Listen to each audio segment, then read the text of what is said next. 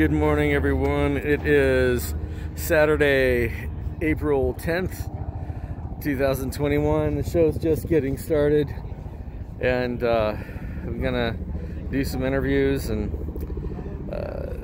get this thing going. Please introduce yourself. Tell me what you brought. My name is Dan Shin. I brought a 1966 Shelby Cobra 427 SC replica. Okay, who's the manufacturer? It was manufactured by Contemporary Motor Cars. Contemporary Motor Cars. And it is a factory manufacturer. Very cool.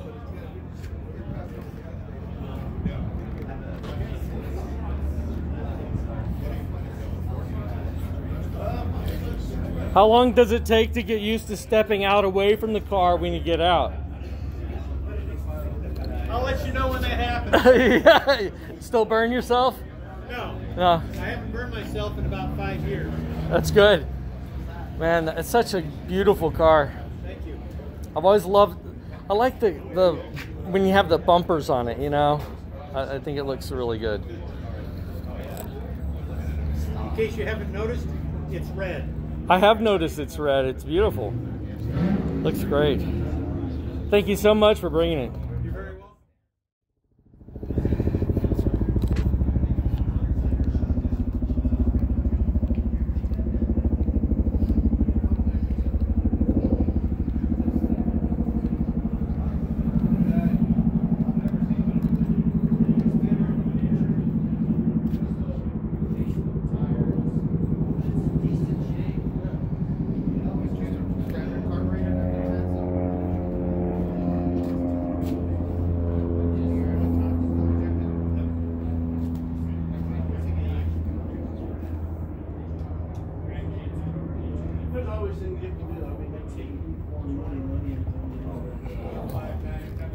So I'm going to get into this point, roadworthy, what he does.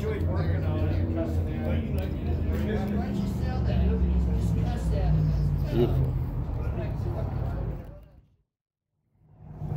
I spend more money than what I sell at this point.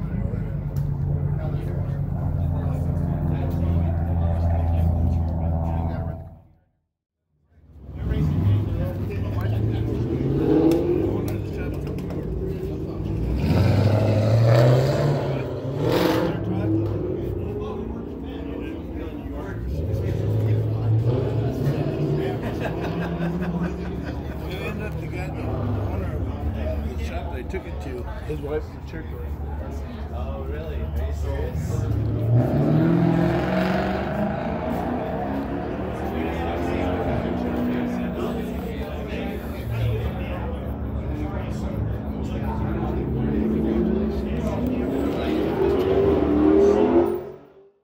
Who are you and what did you bring today? Today, my name is Bubba.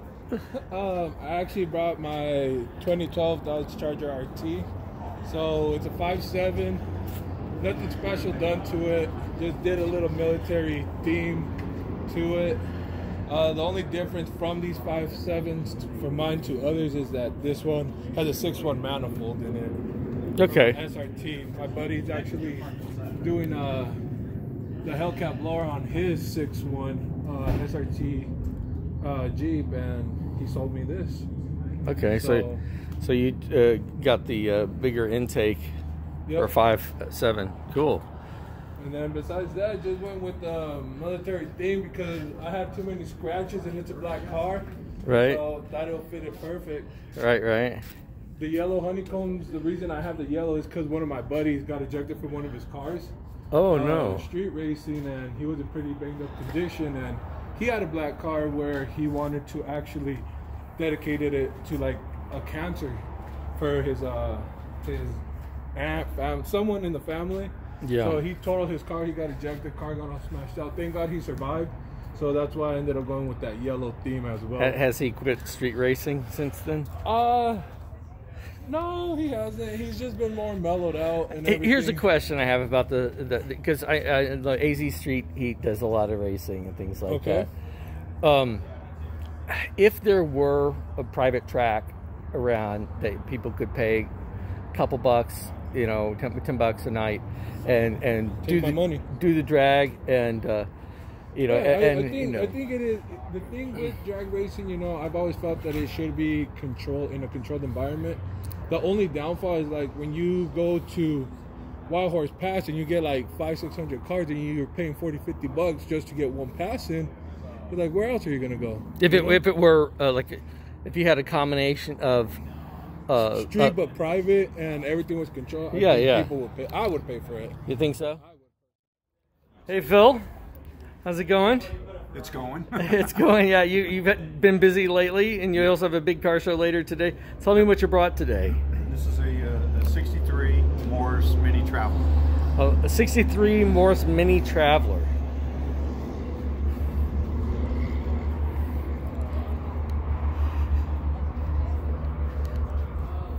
I think this is cool. It's like a Mini's version of an SUV. This is a copy of the original paperwork that when Mom bought it brand new and then shipped it over here to the U.S. Wow. So if you look at this, that $1,284.89 is what it cost, and that was including the shipping. That was including the shipping from England to the U.S. Yeah. That's amazing. Wait, and 63. Yeah. Wow. Wow. This is cool. So this has been in your family for a long time. Yep. It's actually the car that I was brought home from the hospital when I was born. Wow. Wow. Such a cool little thing. It could fit in some people's it could probably fit in some people's bathrooms. Yeah. Well, there was when it was up in Washington still before coming down here. My dad actually drove it into a meat locker. Really? To get a side of beef. So. That's great. Well, cool. Thanks so much for bringing this. This is a cool car. I like it. Thanks, man. Please introduce yourself and tell me what you brought today. Got a Scat Pack. I brought my 2017 Dodge Challenger Scat Pack. I put the wide body kit, did the wrap, everything, doors. Right. Did you do the wrap yourself, or you have that done? Are these factory seats? Yeah, they're factory seats. Wow. I did the wrap myself. I've done everything on this car myself. So it wasn't a wide body. I put the wide body kit on. I still need to wrap it. I did the wrap, the half and half. Put the starlights in, my wheel rings, the Lambo doors, everything on this car. Besides paper, not a paper. Any issues with the Lambo doors? Is that easy to do? Is it?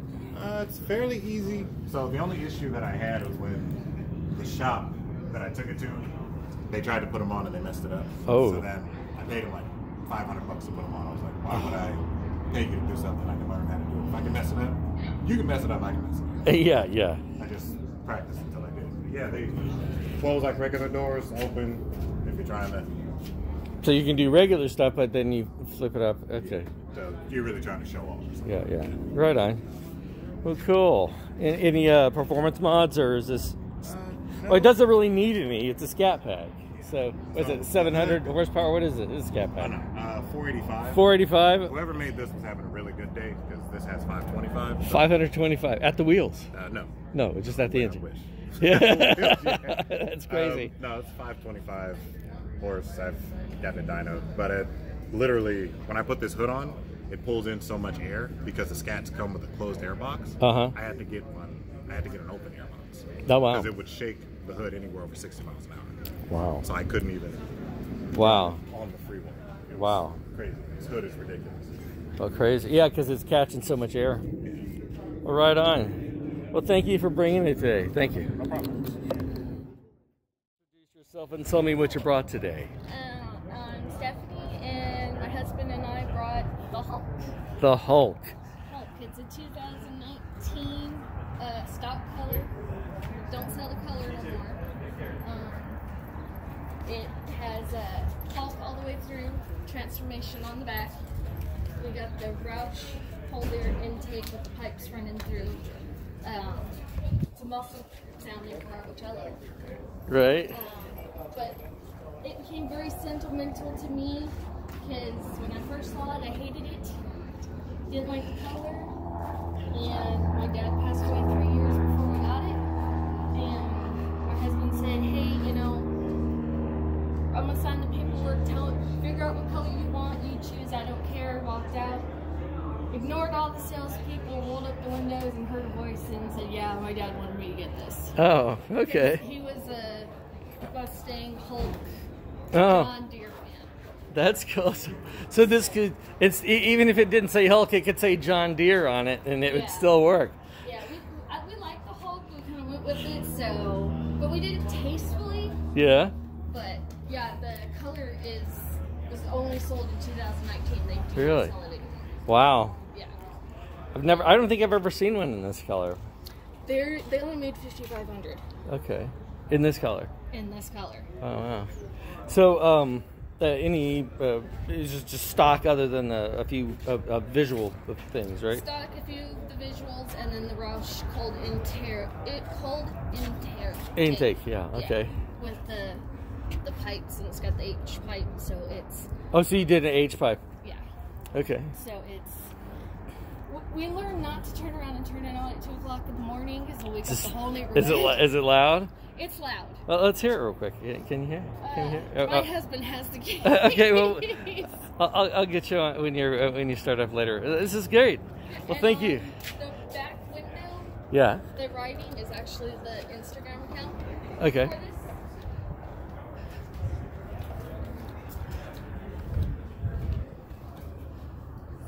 Yeah, we do a lot of charity shows and Cool. school projects Cool. and stuff like that.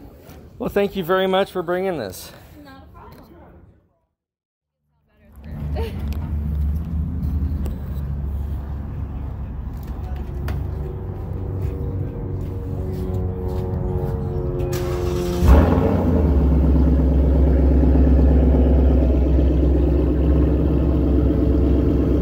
Sounds good.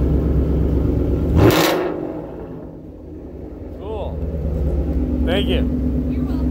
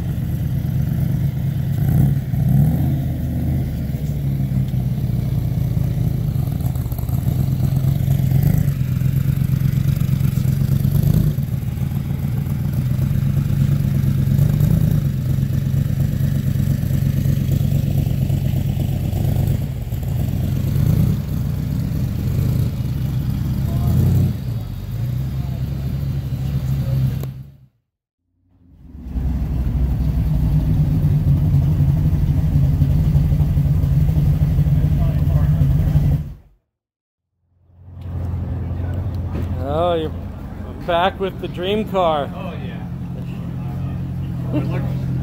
Looks right. It's perfect right next. Yeah, a sibling car right next to you. I feel like I'm at the dealership. I know. Which one do I choose? Just give me one of each. Right. It's perfect, man.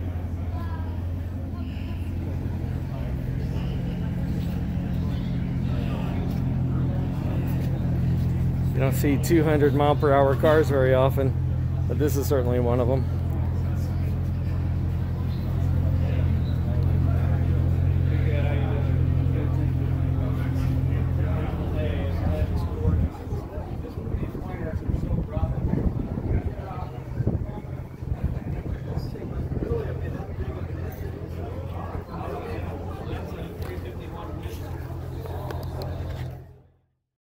And tell me what you brought today. My name's Gordon Hugh from Gilbert. This is a replica of a 65 Shelby Daytona Coupe.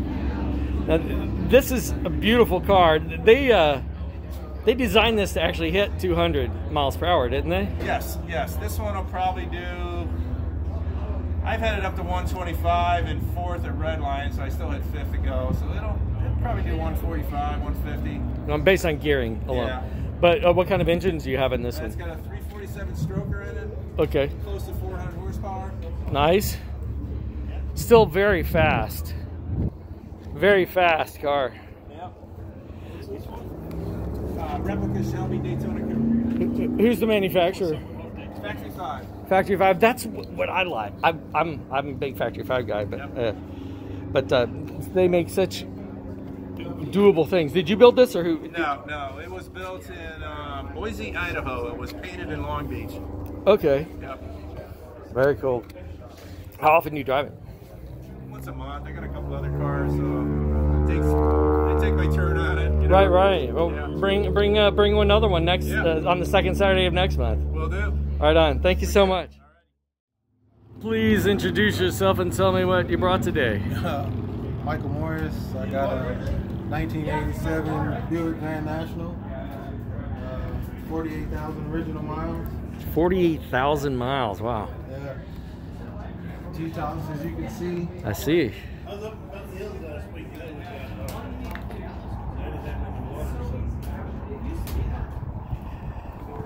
All original interior.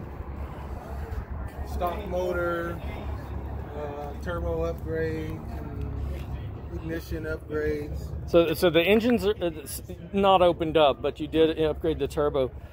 More boost on this, or what do you do? Yeah, it's I'm running on E85. Oh, so it's not making 275 horsepower anymore. No. What's it make? What do you think it's making now? If I had to guess, I'd probably say 350 now. I mean, I don't know. I'm running 22 pounds of boost right now. Holy crap! What did it run originally? Like 14, 15. So you're a bar and a half. Yeah. Over a bar and a half. And my chip, I'm not even turned up to where my chip is set for. My chip is set for 25. And I'm just kind of easing up on it, see what it's going to do. I'm going to do some quick math in my head right now. So you're probably making, let's see, you could be making close to 400 horsepower. Yeah, I mean, really. Because what I found when I did some research, they said for every pound of boost that you go up 8 to 10 pounds. Yeah. Depending on what's done to it. So I've opened up the exhaust. It's got 3-inch stainless exhaust on it. Right. It's got the 3-inch downpipe. It's got the intercooler neck has been opened up. It's got a newer LT1 MAF sensor on it. Nice. So it just everything to make it more efficient. When this came out, it was more powerful than the Corvette of the era. Yeah. So what you've done is possibly made it more powerful than a 2006 Corvette. Probably like an LS2. LS1 or LS2 maybe. Yeah. It'll probably keep up with one. LS1 was what 375, 350 horsepower or something like that. Yeah. LS2 is 400. 400. So that's a lot, man. Yeah. That's a lot. Upgraded the brake system on it. It had a. Well, it looks great, man. Everything here. Yeah. Clean. I appreciate it, man. Very clean. Thank you. Needs a paint job, but you know, the body was straight, and that's what I cared about. Yeah. These are aftermarket wheels? Yeah. They're GNX copies, just a little bigger. Larger diameter. Yeah. Well, cool. It looks great. Thank you so much for bringing it, man. Hey, man, I appreciate you, man. Introduce yourself and tell me what you brought today. Hi, I'm Ryan Slade, and I brought a 2017 Lotus Evora 400. Such a beautiful car. This is a supercar. Such a cool thing. Some might argue with you. I would win. But I agree. I would win the argument, yeah. So, when did you get this? I got this 2 months ago out of California. Okay. What inspired you to get it?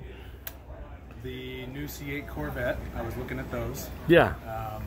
I actually went down and talked to a guy about getting one of those, and he told me that they had 40,000 on order and that they were going to be everywhere here pretty soon. and I wanted something a little more rare. Something a little different. Less common. Yeah. Yeah, the Corvettes C8s are going to be all over the place. Yeah, and so Lotus definitely comes up on the radar as a not so popular vehicle. But they're fantastic. I mean, ergonomically, how do you like it? Is it easier to fit in? Great. The Exige and Elise really bad ergonomically. Yeah. The Evora moved into more of a daily driver type of comfort. Yeah. Ergonomics, everything is really accessible in the cockpit. So it's. I rode in an Elise down the Bush Highway here, and that one had like a bare interior, so my feet were bouncing. All aluminum, and feet were bouncing around on the interior. Not a very comfortable ride. How's this ride? Fabulous. Really? Super comfortable, super smooth. It's still pretty analog as far as feel of the road. That's nice. You get some comfort. I mean, they kind of found a good mix between comfort and not losing that Lotus feeling of being part of the road. Right. So steering super tight. Lotus known for steering, of course. Yeah. And this has a back seat, technically. It is a 2+2. Technically. My 4-year-old fits back there barely. Barely. So, and she loves it. That's great. So, yeah. That's great. And this has the Toyota V6 supercharged engine. It does. The 3.5 liter. Nice. How much power does it make? 400 horsepower. 400 horsepower. This car doesn't weigh very much. It weighs 3174. It's really not much. So just over 3,100 pounds. Wow. So yeah, it's pretty quick. Wow. 0 to 60 in only 4 seconds. So the thing is, not super quick off the line, but once you get the RPMs up in this, that's when it really. Right. Well, it's with the forced induction on a supercharger, it's going to be pretty. It's close to instant. It is. And turbo lag. And it's as reliable as any Toyota. It is. It is. It's like the most practical exotic car. I think so. Repairs are going to be relatively cheap, and that's good. Cost of ownership, I think, is quite a bit less than your typical exotic. Right. Does the engine? It can't come out from the top. It's got to come out from below. It does. You have to take all the shell off, and it drops down. It drops down like 4 bolts, and it's easy, or it's like 25 bolts, and it's hard. I understand it's relatively easy, but nothing that I'm going to try to attempt. Right. Right. So. Well, cool. Thank you so much for bringing this. It's really one of my favorite cars. Yeah. Bring it again. Thank you.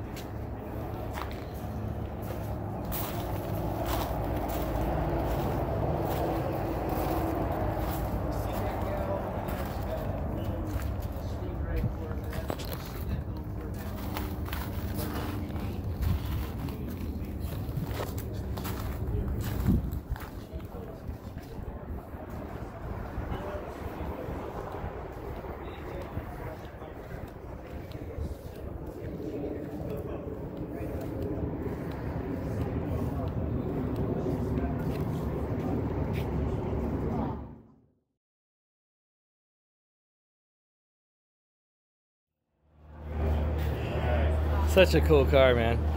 Yeah, this is the one.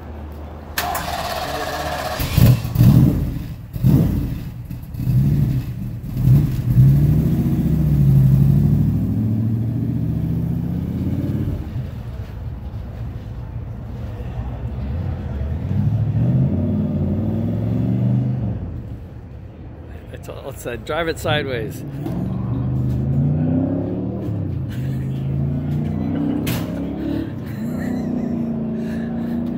What do you think? What do you think? I hope he brings her back alive. He'll bring her back alive. She doesn't get that excited when she gets in my car. No.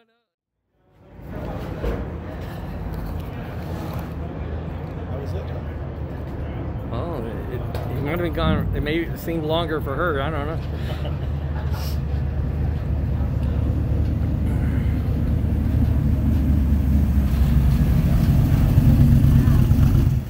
Put the camera on and hit record. You hear the gears shit. It's a blast. It's a blast? A blast. Very good. Please introduce yourself and tell me what you brought today. Oh yeah, my name is Andrew. This is my 2011 370Z Nismo edition.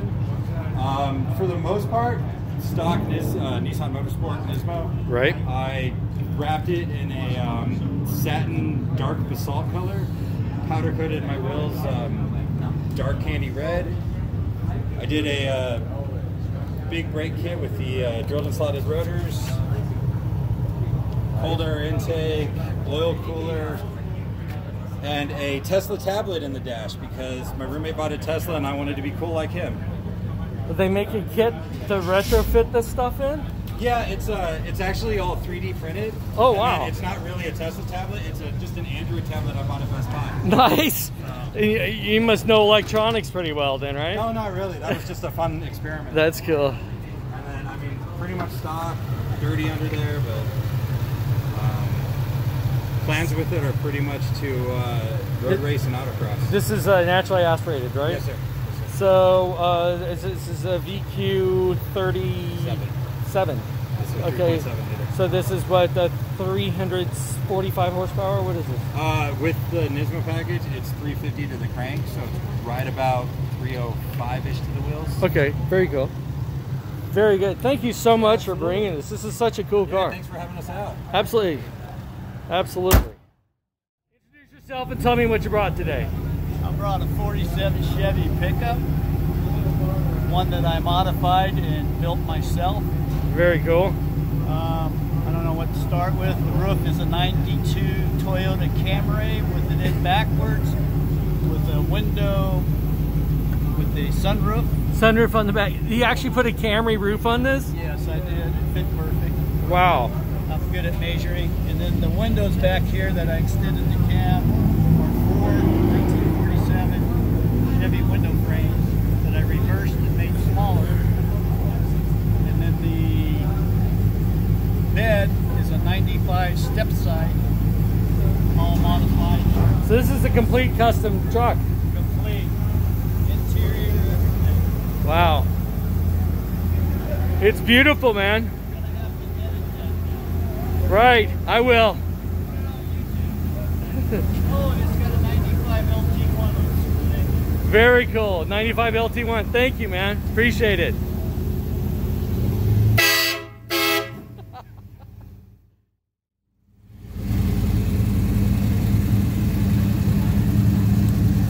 This is beautiful. Thank you. What year? 69. 69. But it's modified. I took the side markers out, so it looks like a 67 from the side. Right on. And did a little other body work on it, some custom interior. Engine work? Oh yeah, it's a 318, about 300 horsepower at the crank. Very nice. Bring it back. We will. Thank you, man. Thanks. Take care.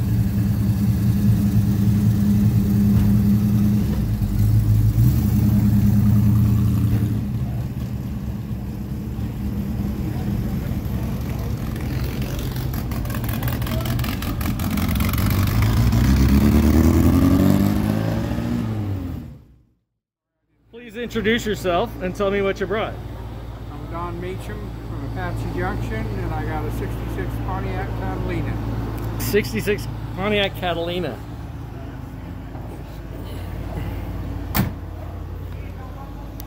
How long have you owned it? About 8 years.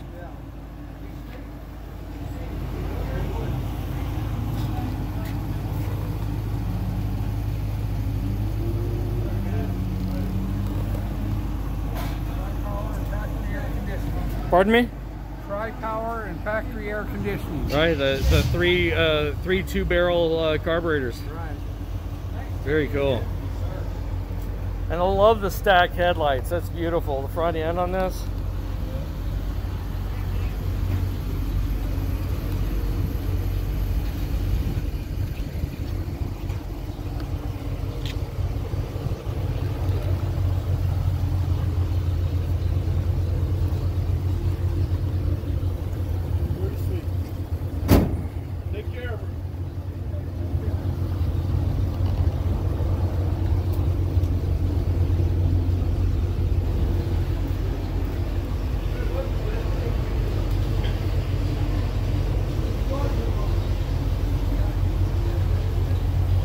Good. Cool car, man. My dad appreciates that. Yeah. Thank you so much for bringing it.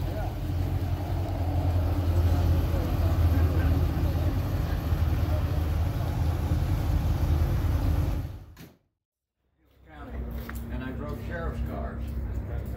And they never changed the oil. They never did anything. And so before I would take a long trip like the Mesa, I would go take it over to the shop and have them change the oil. Check it all out myself. Is this really an old Scottsdale PD car? Yep. That is cool. Yeah, that's how they looked. Did you just find one and make it that way, or was it really? Well, yeah, I had to get approval from my chief, but this is. I went to our chiefs probably about 10 years ago. Well, longer than that now, but basically told them, hey. We do all these collector car auctions. We do all of these special events. We have a ton of exposure, but we have nothing to reach back to our past aside from, right, you know, just basic stuff. So, I mean, we're there. We have our new modern cars there, and we're there, but we're not reaching the public. And a lot of times, and people think about these old cars, and they branch out and want to come and meet us. So I went to our chiefs and I said, hey, let's do a car. So I brought them pictures of all the different cars from when we were a marshal service all the way until we became a city police department. And they basically, this is the one that they picked, and from all those pictures. In fact, this is a picture from our historical museum of a Plymouth Fury during that era, during the 70s, early 70s, late 70s. Right. And this is the one that they picked. And so I went out and I scoured all of Arizona for them. Couldn't find them. They were all crushed or, you know, sold to auction and gone. And nobody saved them because they were big, heavy cars. So I went and did a bunch of research. Took me about 6 months. Ended up finding a ex-detective car from Eugene, Oregon. Oh, wow. That's what this is. And you can still see this was a green on green interior, green exterior car. Right. But it had all the heavy duty police stuff. Right. So like the heavy duty brakes, the heavy duty transmission, the heavy duty, like you can even see it right down in here. There's a weld-in crash bar to prevent.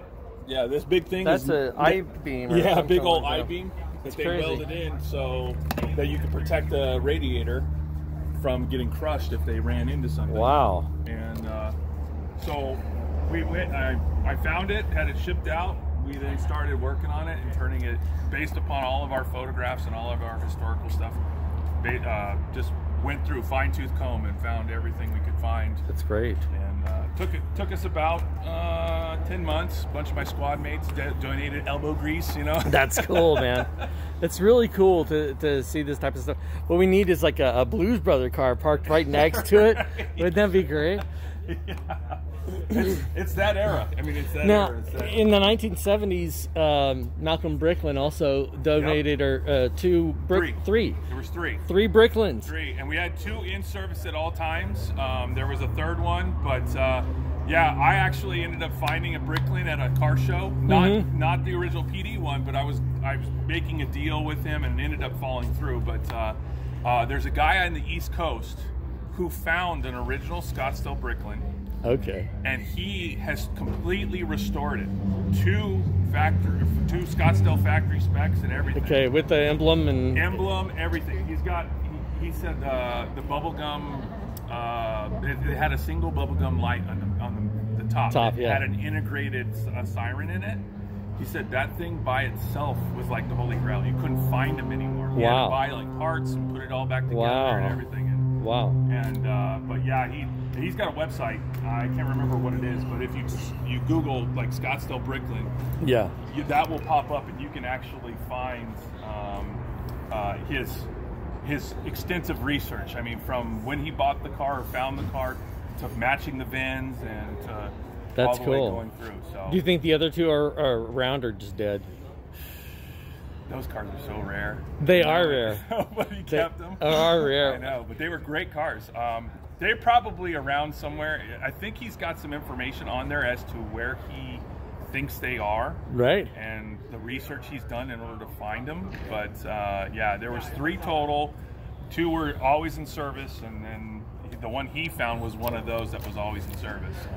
So that's really cool. Yeah. That's really cool. You know, I think it's great that the police department's reaching out to the community by participating in the car shows. Absolutely. I think it's really great. I was talking to a guy earlier about, there's some groups that are doing street racing, and they said if there were a private track somewhere where they could pay $40-50 or whatever, and run for the night. And I know some towns, not in Arizona, they'll actually the police department has a drag car, and they'll let you race, like Beat the Heat. I've heard those programs.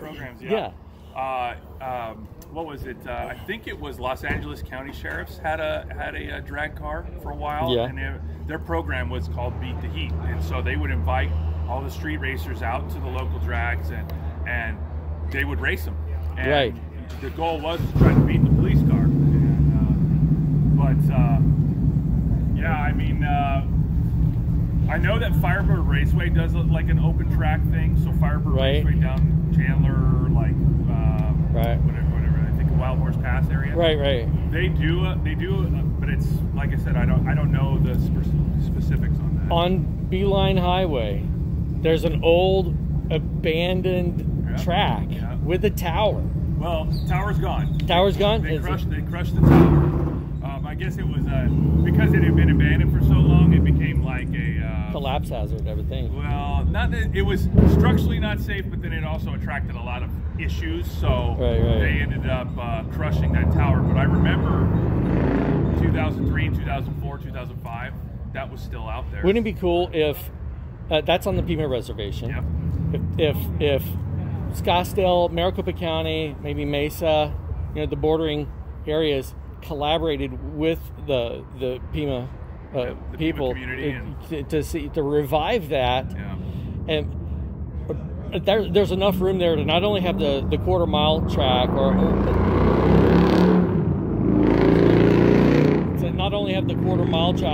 but you might be able to have a flying mile track or even a loop track.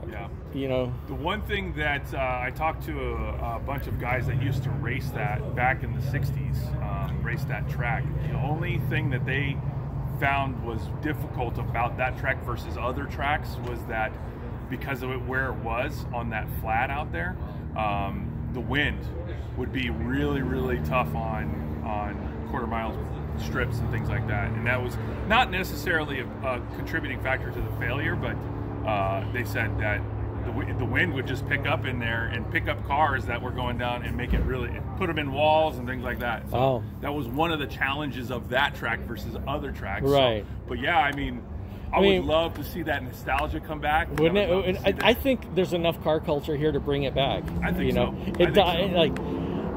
During the emissions crunches of the 70s and 80s, and the styling and everything was a 4-cylinder with a 90 horsepower. That kind of killed car culture, but it's back. It's absolutely back. I mean, all of your Hellcats, your big horsepower cars. I mean, people want to explore the limits of those cars, but they do. Yeah, the unfortunate thing is like I said,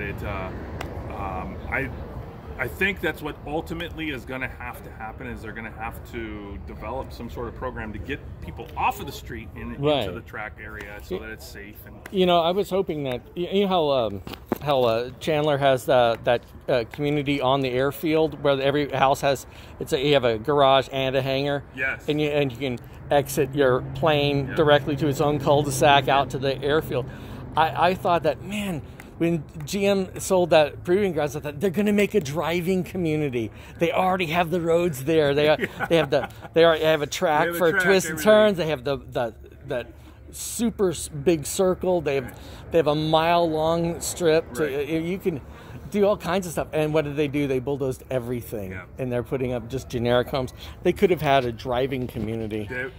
I think that's huge mistake. Yeah, I mean, there's a lot of things that you Monday morning quarterback it at, and you're like, man, it could have been this or it could have been that, It's tough. It's tough. I mean, City of Mesa could have even said, like, yeah, we know you want to put, 6 houses per acre and everything, but we have an opportunity to bring in people who can afford acre lots with big houses that have direct access to the racetracks.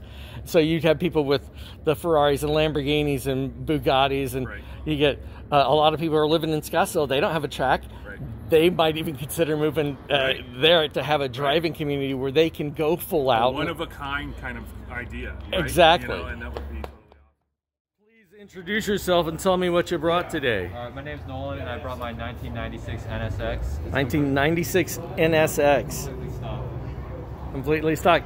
Now, when did you get this? I got it in May of 2019. My uncle loaned it to me to stick and drive to school. He wanted me to have a nice car to drive. Right. So in this past August, he sadly passed away from cancer. He needed stock. Oh. So now it's inherited. Oh. So I'm trying to keep it stock as I can because that's what he wanted to do. These are just beautiful cars. I think Pininfarina did the design work, did they? I'm not sure, but I know that. I don't know. It looks kind of like that, but I mean, of course, Honda, Acura also has great designers on the inside. So. Ayrton Senna helped with the drivability of it. Oh wow, Senna did. Senna, yeah. Wow. You say it's stock, and you want to keep it that way. Yeah, as much as possible. I might lower it, but I got a front load. So. These are such cool cars. This is seriously like a dream car. Yeah. Like I'm never selling this. You know, I think it was in the 90s. John DeLorean owned one of these. He's the one who started the DeLorean Motor Company. Oh yeah, that's right. And he also created the Pontiac GTO. But he drove one of these because he knew it was such an excellent car. Yeah. This is completely reliable as far as. Yeah, it's Honda reliable. I mean, we had stuff done to it. We had to get the clutch replacement. Other than that, pretty reliable. Yeah. Well, cool. Well, thank you so much for bringing this. I'm going to step away so I can get a good shot of it. Yeah. Well, thank you so much, man. Appreciate you bringing this out. Such a great looking car. Introduce yourself and tell me what you brought today. My name is Kevin. This is a 1994 pickup. What kind of pickup is this? People say it's a Tacoma. I'd probably go with Tacoma, I guess. Because it just says pickup. It just says pickup? Yeah. It's a Toyota pickup. That's good. It's probably like, yeah, an early Tacoma. Yeah. I also seen a Hilux. Yeah. It looks like that also, but I've never known. It's cool. So, how long have you had it? Probably like almost 9 months. 9 months? And what have you done to it? Just lowered it a bit. How's it called? Air intake.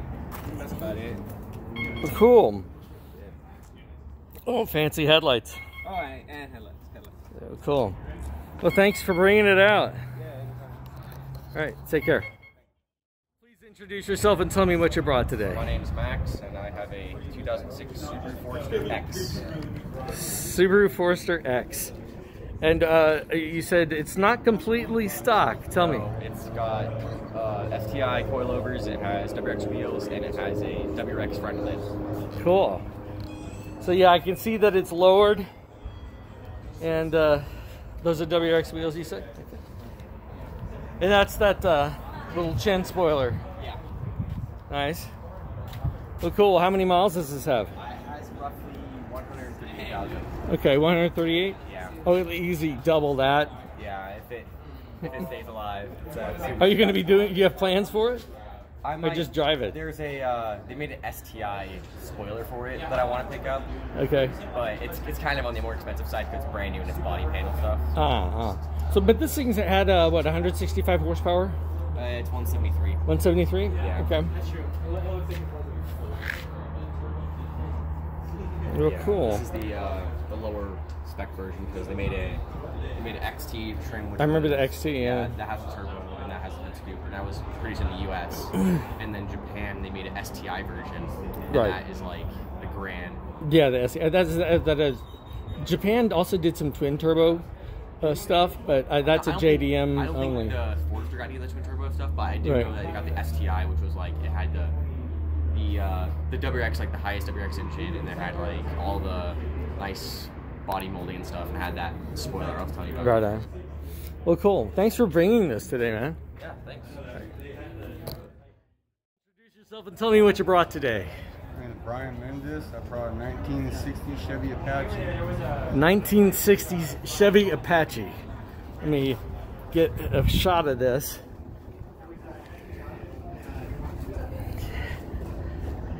That is just a cool truck. Now, how long have you had this? Personally, about 2 weeks. 2 weeks? My grandpa bought it brand new from the dealership and it's been handed down. Oh, wow. So, it's been in your family since it was new? Wow. 60 years. 61 years now. Wow. Fantastic. What did he do these mods to it, or have you done anything to it? What's going on? It went to my grandpa, or my grandpa to my uncle. My uncle done the rims and stuff like that, and repainted it. Done Right. the upholstery, done the camper inside. Right. And then my uncle passed away about three and a half years ago, and my aunt finally let me have it. That's cool. Wow. What a great truck. I like it. It looks great. It's in great condition. It's got the original straight six motor in it. Straight six?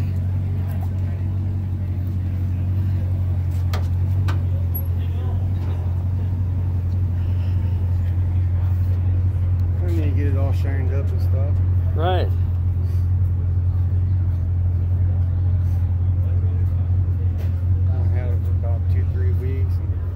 Had to get it going, change all the fluids in it, new battery and everything. Well, thank you for bringing this out.